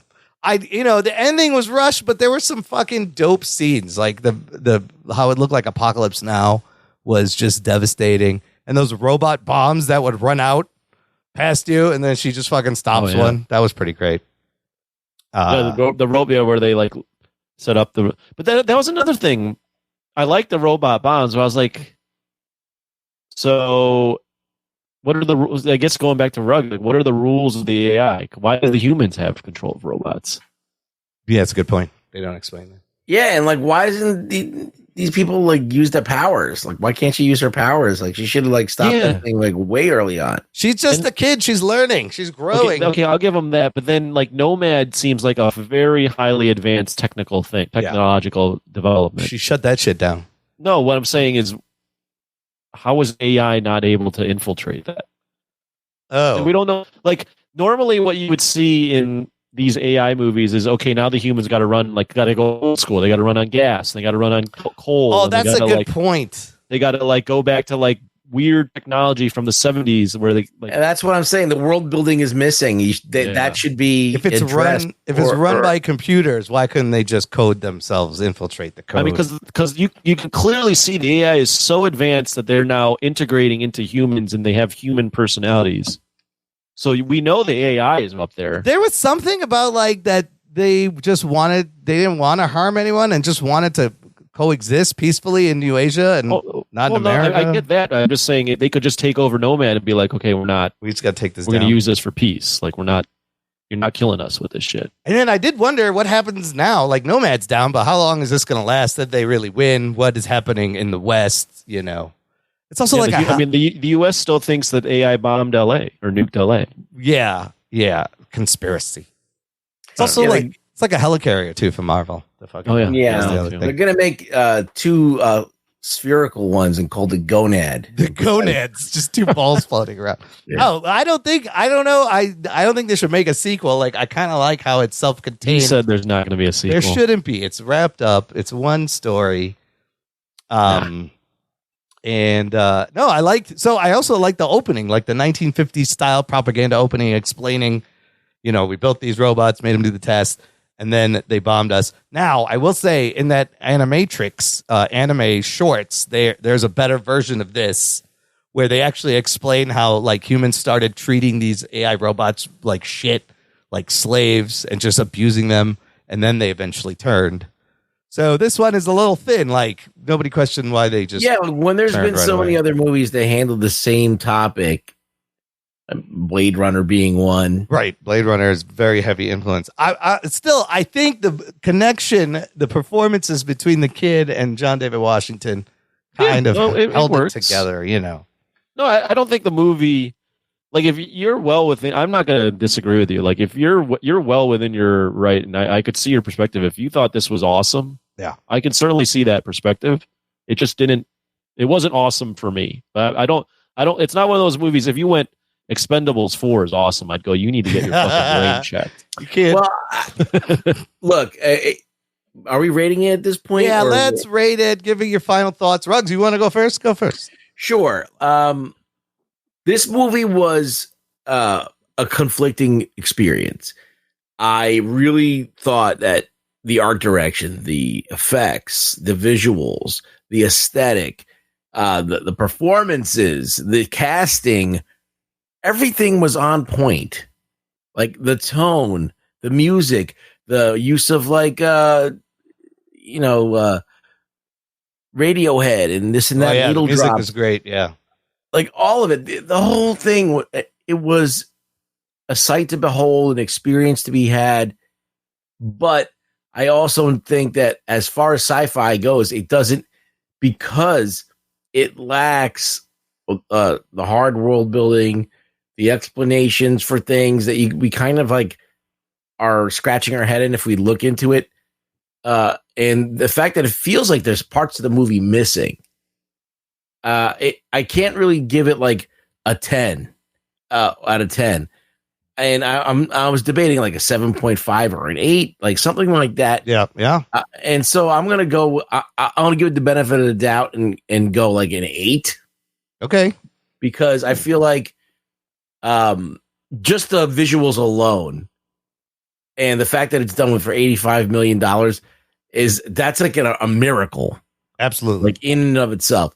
And then the fact that you have a good child actor, which that doesn't happen ever. Yes. Like you got Haley Joel Osment and this girl. Yes. And that's it. And I don't know. If you were to rank this up against Rogue One and Godzilla, how does that play out? I don't know. I feel like I don't know. I feel like good question. They're all like tied to me. I feel like Godzilla. I like Godzilla a lot, but I like parts of Godzilla. Right. Rogue One, I like more on the whole. Yeah. But I think this is a better looking movie. Yeah. And this is more his movie. Yeah. So I'm gonna go with this one is gonna be the best of all. Okay, Anthony, rate it, rank it. I'm a little bit more harsh. I walked out of the movie thinking it was a 5 out of 10. But now that I have a little bit of time to coalesce and really put together my thoughts, I have to respect what I saw in terms of filmmaking. Shooting on location and CGI, and there are a lot of elements that Ruggs touched upon that I agree are good. I just wasn't super entertained by the movie. I didn't love it. So for me, it's a 6 out of 10. Okay. I was originally going to go 5, but 6. Okay. As far it's as definitely a movie. Like, yeah. It's worth it to a lot of people for sure. As far as like ranking it amongst those 3 films, I would agree. Rogue One, I think, was the best film that I'd seen, top to bottom. But it's hard to completely love that or credit that to Gareth Edwards, right? Because he got cut up, right? Yeah. So what was good about that? I don't know. It's hard to tell. Godzilla is the one I'll watch the most, but I'm only going to watch the monster fights. Yeah. Like I'm never going to sit down and watch that movie unless like I have a kid or something like that I want to show it to. I'm never going to sit down and watch that movie in its entirety again, probably. Yeah. But it's worth mentioning that Godzilla is still a franchise that continues to be made. Yep. And because of that. And not only that, but like he nailed the design, and those fights have a weight to them and a way of the way that they are represented are better, are probably the best way it's been done. It's just 100%. Not lit very well, but yeah, it is. I mean, those fights are awesome. The build up to him using his breath, the tail whip, him appearing out of nowhere and blowing the fucking with the what they were called, the kiss of death. Yeah. I mean everything. I mean the shot of I vividly remember the shot of Godzilla like attacking the thing while the bomb doors are closing. Like that's a great shot. The shot where Godzilla is in Chinatown and you see his tail come around and then like the lightning like through the smoke and you can see his silhouette. Those are fucking great. And like the gong in the background. It's just beautiful shots. Yeah. Some of the most beautiful shit you'll have, bar none, the most beautiful Godzilla movie you'll ever see. Like in terms of a lot like those shots. It's not like the best one. Cinematic. It's so cinematic. And I'm always going to be biased towards Godzilla, so I would probably rank this one third amongst those 3. Okay. But I'm super biased. Yeah, sure. I'm always going to love that. Sure. Look, I think the achievement, what he pulled off here for the budget is amazing and very noteworthy. And this is my kind of sci-fi. It does make you think. It makes you feel. Could it have been a little deeper? Sure. But I appreciate the swing at something original. And just like you said, Ruggs, everything is great minus the script issues. So I definitely think the pros outweigh the cons. And I was entertained. I was invested the whole time. I'm going to give it an 8 out of 10 also. Rogue One, probably the best Star Wars movie outside of like the original trilogy that anybody's made. Is fantastic. And we got Andor because of it, which is great. But I'm going to put this one on top of that one because I feel like it's more of his own thing and his own Star Wars. Fair. There's no Kathleen Kennedy fucking things those up. Tanks. Remember those fucking tanks? Yes. Look, you got memorable shit in this movie. Yeah. Like you got Nomad, which is you're never gonna forget Nomad. You're never gonna forget those fucking the way that they have the hollow heads. The hollow head look is amazing. I'll tell you, every time Nomad showed up and those lights hit the thing and there was targets, like I got scared. I was like, oh fuck, they're gonna fuck shit up. You better get the fuck out of there. And then those giant tanks. Remember when those tanks came in? They're huge. He even pulled like a little Godzilla in there too, like where the branches are breaking and shit. You're like, what the fuck is coming? Well, they were inspired by Gundam and like anime mechs. I watched the interview where he's like, we would take these designs of these tanks and we would put it on a Bandai box, and if it was something that was like, I need to buy this, then the design was working. So they used a lot of negative space, great design. Even the robots that aren't humans remind me a lot of like the Boston Dynamic robots that fucking run and flip and dance and shit. So I love that little touch, and they're all kind of different, asymmetrical, like amazing production design. Allison Janney as a bad guy, also, you'd never see her playing someone who's such a dick, and she did. Yeah, she was terrible. She did a great job. She did a great job as the bad guy. Very James Cameron-esque, like aliens. Them hunting them down. Yeah, and I like the whole thing was a chase. Like, they didn't have time to rest. So I really enjoyed it. I can't wait to see it again. 8 out of 10. Okay, good stuff. More people I would recommend. I saw it on IMAX also, which was gorgeous. I would recommend people go out and see this movie because I want to see more movies like it. I think the most honest review is somewhere between what Anthony said and what we both said. I think it's probably somewhere like if people are going to go see it, it's definitely a film. It's not like an attempt at making a movie that fails. It actually it works. It's just what the hyperbole that was going on about how great it was. Yeah. It led a lot of people to think that this is going to be this great movie, and even though it's very good, you're left a little bit wanting more, and you felt like you didn't get enough of what was promised. So solid. That high bar might have hurt my expectation because I came into the movie going, might watch one of the best movies of the year, and I think it's a good movie. I just don't know, or not even the best movies of the year. People are going instant classic, right? I think that was way over the top, and I think that it gave everybody a lot of expectations, and it was hard to live up to those. But yeah, look, the movies that it's influenced by that I mentioned, it's close to those. It is not in those league, but he tried. He put his love of those. It wants to be one of those. Have you ever seen Elysium with Matt Damon? Matt Damon. I mean, District 9 is a better movie. It does all the same things. But it's very similar. Yeah. But there's more character development. There's more, like, you just get more of it for some reason. You know what I was thinking of that it reminded me of that people probably wouldn't relate it to right away is it's also kind of got the Planet of the Apes vibe. Oh, sure. Where it's like the apes are actually good, but the people view them as a threat. Right. They need to be eliminated, but they're just trying to survive. They don't really want to be bothered. They make friends with humans and they're enemies with some human. It's just now using AI instead of apes. What's your view of they're not dead, they're just off? Oh, they're on standby. That was interesting. Yeah, he put her on standby instead of actually killing her. Oh man, I don't know. They're on standby. It's off. That's how AI not off on standby. That's how AI would understand what death is, right? That they're off. Like they don't know. I don't know. Yeah. I forgot that I forgot that line. They're off. Well, like he's trying to explain to her. It's like, no, like not dead. We're not killing people. We're just turning off machines. Even Allison Janney says the same thing. Yeah, they're not. They're not alive. We're just real. Turning them off.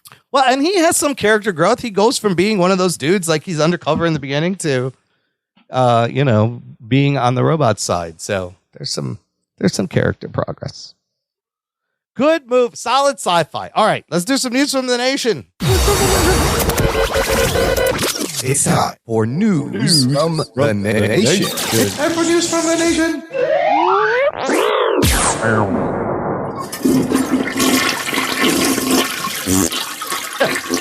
It stinks. It stinks. It stinks. I got a couple of comments from the Instagrams here. Instagram? Yeah.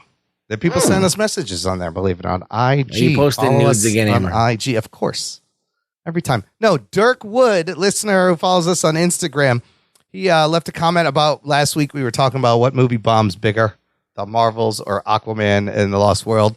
He says Marvel's more successful for mine. It has multi-race cast, female positive cast and director, like Barbie, teen audience for Miss Marvel, more appealing to the sci-fi crowd, and finally, Brie Larson's sports bra. People are a bit meh in Marvel, but plenty are still hoping for a bounce back. DC is wildly considered dog shit. So he had some good points for argument for that Marvels will be more successful. And then he commented, he had to comment back. He wrote, just read my comment back. I'm no pervert. Shit legit went viral talking about the bra Brie Larson is wearing. Everybody, the photo came out and everyone was asking her, a lot of women were asking her, what bra is that? How do you get that? Apparently this is a big problem. What sports bra? The one where she's wearing all white? Yes. That's a cool bra. Yeah. It's apparently it is I had a link here. Oh, here it is. It is they asked on Twitter and the Twitter person was like, I've struggled with this all my life. Chantel US t-shirt bra with an extra strap stitched the tank in. top bar. Yeah. It's like a tank top bra. $35. Apparently this was went a little bit viral when it came out. So that's why he mentioned Well, they look spectacular. So they're real and they're spectacular. Definitely making use of her assets for sure. Yes. They highlight her in a good way. They don't need any CGI work there. Like some other places. Yeah. And then the other comment is from our buddy Brian Goff, who runs the Parks and Recs memes Instagram account, is always at our Discord hangouts. He says, hey, bud, thanks for the winning time recommendation. Great show. I'm about halfway through season 1. 100% hooked. The casting is excellent. Who knew Adrian Brody was a dead ringer for a younger Pat Riley? And he is. He looks just like him. He's this great Pat Riley. The show is canceled. So you can enjoy 2 seasons. It was probably just going to cost more because it has a fucking some big names. And casting is great. That's it for News from the Nation. Let's finish with some what are we watching. Anthony, you got anything? Lately, it's been a lot of this guy Froggy Flips. Did I mention him last week? Yeah. What does he do? Picking toys and shit. Oh, he's like toy hunter. Yeah. Toy hunting. So I've been doing that, and then watching videos on how to sell toys on eBay. and then I've been looking. I've all of a sudden gone back into looking at my comic book collection, and then Googling other people's comic book collections and seeing people find rare shit. So well, you're going to be hitting garage sales any day now, aren't you? That's where you find all the good shit. You should tell everybody that listens to your store so they can buy your stuff, Anthony. Well, if you go ahead, my stuff. I don't even know the name of my store. It's my username because I don't have a business. Oh, can we share the link if someone wants to buy what you have? Okay. Go for it. Okay, share the link. Put it in the show notes. Okay, but if people want to buy stuff from me, what is my fucking name? Bear with me. Tony's Toys. No, it's ANTKRZ_46. Yeah, it's a sexy name. Easy to remember. ANTKRZ_46. If you want to buy some beat up wrestlers or superhero toys. Yeah, what are you selling here? Tell us one item. We've got a let's see. One of my best is a 12-inch 1990 WWF Hasbro talking Ultimate Warrior. Talking? What does he say? Does it still work? It talks? It does. It still works. Oh my God, he has all his You pull the drawstring in the back shit. and he talks. He says, I forget what the fuck he says. He says some weird shit. That's just give me steroids. Snap into a Slim Jim. That's the other guy. That was Macho Man. Okay, listener, you heard it here first. Anthony's got a little eBay toy shop. Hit him up if you're in a collectible. There's a Spider-Man. There's a RoboCop. There's some fun things here. And there's going to be more. Okay, as I go through my list or my bags and bags of old toys. Oh, that link will definitely be in the episode description, listener. So you're going to want to check out our website, jockandnerd.com/504. Got a Funko Pop on there too. He's got in the box. In the box, mint. Yeah, mint condition. So okay, that's interesting. The empire is growing over there. You got to pay for your shoes, these sneakers somehow, right? So exactly. Rugs, you watch anything?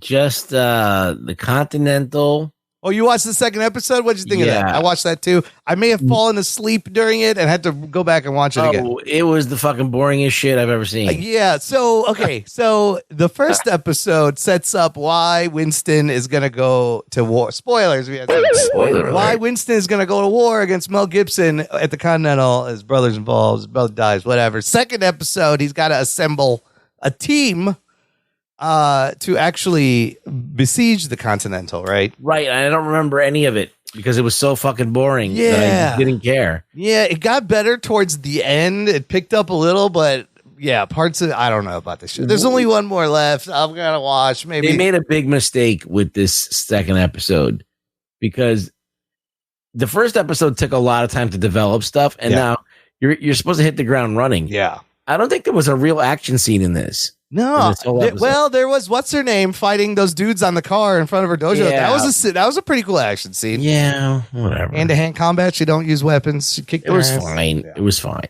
But they It's not introduced worth hanging an hour of a show on. more people. Yeah, I will. It was late when I watched it. Maybe that's why I fell asleep. Maybe it was a little boring. I don't know. There's only one left, so I don't know if we're gonna review this. I one. did watch Ahsoka Part 7. Oh, let's talk about that. The penultimate episode. By the time this episode comes out, the finale will have Yeah, there's aired. a lot of peeing in this episode. Let me tell you what I thought of this penultimate episode. There was some cool parts, some cool lightsaber battles, but I felt like they were spinning their wheels a little bit, and I don't see how they're gonna wrap this up in one more fucking episode. I feel like the characters are not telling the other characters things when they probably should be. Yeah, they should be communicating, and they're not. What are you doing? Sabine, both of them aren't saying shit about anything. And I'm like, come on. And there's so I don't know. A lot of it was weird, but some of it was good. What'd you think? So basically, they all caught. So the two Force users that are not Sith and not Jedi, Ray Stevenson and his Shakti or whatever. Shin Hati. Yes, she's great. Yeah, Shin Hati. They get on their horses and they get to where they are. Yeah. And Sabine and Ezra, they're like riding with the Nati. The Nati, the shell people. Yeah. They're just casually just like, do. Look, you're going to be stuck on this fucking planet. How about you're like, listen, we got to get back up in that ship before it takes off. They're just fucking strolling. They're She's just got her taking feet a sweet up. ass She's time. like, hey, got anything to eat around here? I'm like, And now they got to fight these guys off, and Ahsoka rolls in to help. Yeah. And there's like a courtroom scene, isn't there, as well? Well, yeah, they have to resolve the whole Hera Syndulla being tried for. That was a great cameo. Again, spoilers for this. Spoiler alert. C-3PO shows up and See my PPO shows has up. a message from Princess Leia saying, "I did authorize this, and why are you guys doing this without me?" Saving Hera's ass. They were about to court martial her. C-3PO like name drops Leia, and everybody just shuts the fuck up. They're like, oh, 3PO. Okay. Yeah.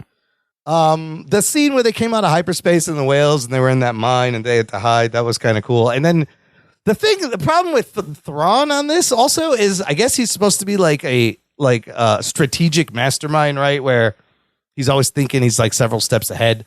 Right. But that doesn't really provide for a lot of action, really, if you're just watching a guy think and.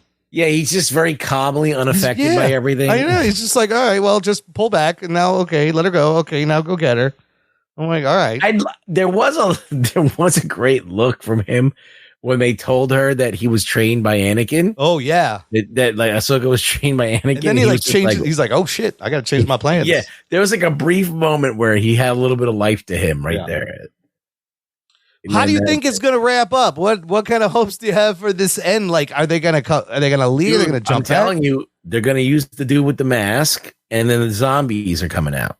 All those night troopers in those coffins or whatever. Yeah, and then what we're going to see is Ezra start kicking some ass. Ezra just force pushed everybody. He didn't want to use the sword. He didn't want to use the lightsaber. They were surrounded by stormtroopers, and just the two of them really just took them all out. I was like, okay. Ezra had a cool lightsaber with a gun on it. Remember that? She has his lightsaber, though. That's his. Is it the one with the gun on it? I don't know if there's a gun on it. Because that was a cool fucking lightsaber. But that whole thing confused me, too. I was like, does this guy still use the Force? Is he practicing? Is he rusty? Like, he had he was kind of badass. He took some hits. I don't know. He's not bad as Ezra. Like, he's pretty good Ezra. Yeah, they just need to give him something to do. Yeah, so far, they haven't done anything. He's just been like Space Jesus at this point. Like, well, do you think they'll kill him? Would they kill him? No. I don't know. And how about explain like what happened after you jumped here with Thrawn and how you're still here and what the fuck? Nobody cares. Yeah, there's nobody talking about shit. So you need to explain a couple of things here, and people are wondering. Like, why are people afraid of story? I don't know. Why are people afraid to like take the risk and go, hey, you know what happened here was I came here and blah blah blah. Because we don't get any of that. We just get. Is this a Dave Filoni thing though? Is that like how he likes to write his stuff? There was more exposition in the cartoon. Like they got to the point. You know, they did it for little kids, so they couldn't fuck around that much. They had to explain things so the kid goes, "Oh, okay, that's why they did it." So I don't know.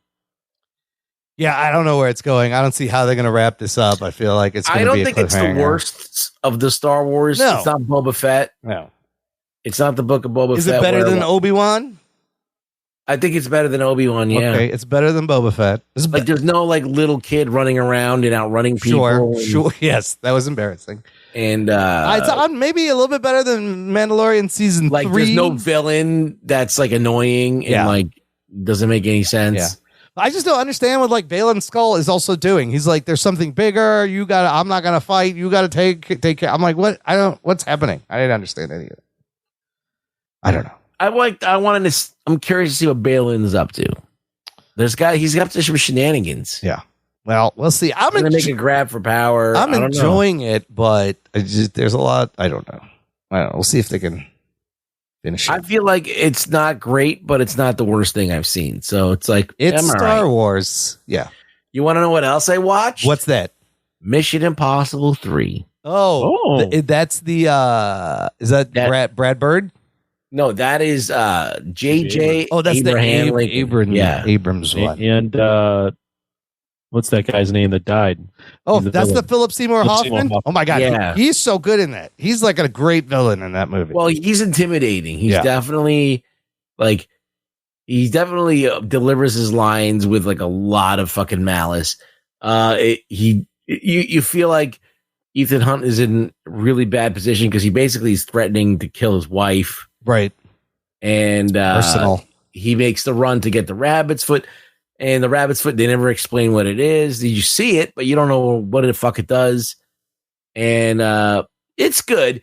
The only thing that I don't like about it is it's the most CGI one. A lot of lens flare also in this one. Yeah, this is not like, it's not like, it doesn't have that Tom Cruise doing stunts type thing, where even though he is doing some stunts, like, you know that a lot of it's CG. This is the one where there's that where he's running on the bridge, he gets thrown against the car in that explosion. Yeah, that's a cool scene. That's a cool shot. I watched this whole corridor crew of VFX reacts, and they had I think David Goyer worked on the visual effects. I think he was there. He's talking about how the helicopter was real, and he showed the plates where there's an explosion, and then the plate where Tom Cruise was on like a string, and they just fucking slammed him into a car. And it looks great. But I mean, it just goes to show that every Mission Impossible movie is pretty good. Yeah. Like, there's not one, even though people want to say the John Woo one is the worst one. I fucking love that one too. It's a little bit slow in the middle, but like, it's still great. And like, every one of these movies is great. It's just like, every time I revisit one, I'm like, that was a good fucking fun movie to watch. Yeah. Yeah. They haven't made a truly bad Mission Impossible. There's good stuff in all of them. I think that you can make a case that the third one is probably the least realistic as far as the stunts are concerned. But I think the story is very, very good because it's very simple. He just wants to save his wife. Right. Like, the guy's threatening his life and threatening the life of his wife unless he does this job, gets this thing, and he's got to fucking make it happen. He's got to figure out like who's fucking him over and why this is happening to him. And he's got to like do the whole thing where he's got to sneak out, lie to his wife, get out there and like, he has to be like, I'm going to go on a business trip. I'm going to go do something. And she's like, all right, whatever. Like, why you always constantly going on trips now? Like, so there's like a lot of stuff happening in this one that doesn't happen in the other ones. So it's like all of these movies are distinct until you get to this like last run, which is going to be these last 4 movies. Yeah. It's going to be this like It's crazy. This whole series is crazy.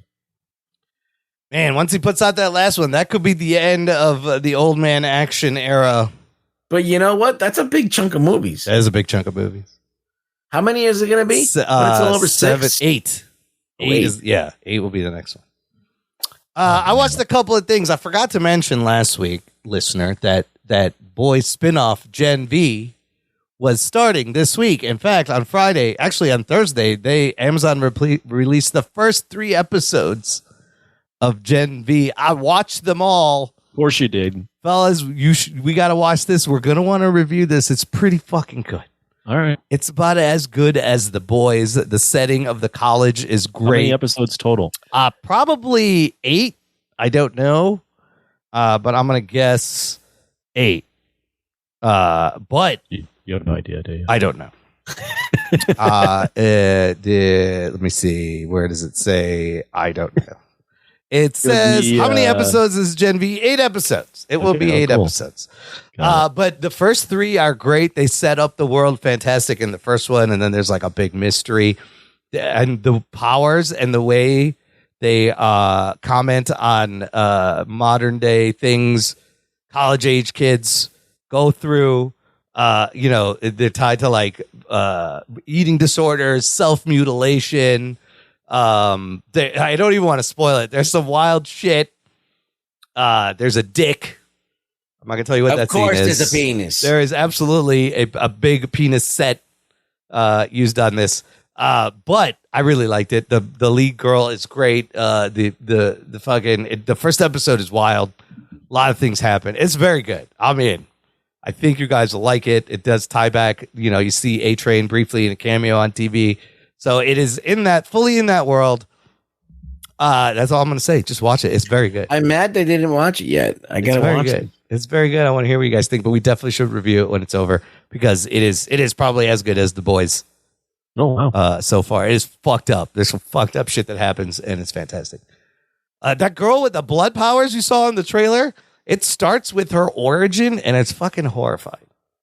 She gets a period? Yes, and you'll see. You guessed it already, but the scene how they show it, you're like, holy shit, fuck, Jesus, this girl's been through this. It's very good. It's very good. And then the other thing, I checked out this movie on Hulu. People were talking about it. It's called No One Will Save You. You guys hear about this one at all? No. It is it's like a science fiction thriller horror. Mm-hmm. About this girl that lives in this house, this big house kind of. She's like retro. She makes art, sells it on Etsy. In the beginning, very quickly, they set up. She's walking around town. People are talking. They're like whispering about her. She's kind of a social pariah. And then very quickly, there's an alien invasion. The Greys, old gray aliens in a new form.